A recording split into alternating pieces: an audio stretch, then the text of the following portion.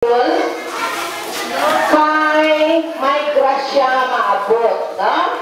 May grasya maabot in the person of Mr. Marvin Patiga, kag Manang Steph sa kilala sang tanan. Kilala si Manang Steph? Yes! Kilala si Manong Marvin? Nagkatunan siya?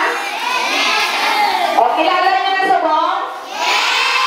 Si Manang Steph kaya kilala. Si Manong Marvin, kakisa pa lang sa ikaduha niya, pero nagbalikid sila nga duha para mag-share sa ila blessing sa inyo.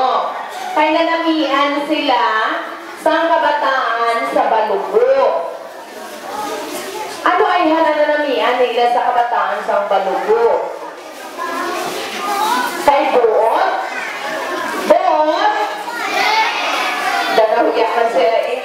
Buot? Aw, dapat ninyo ha, mangin magbuot.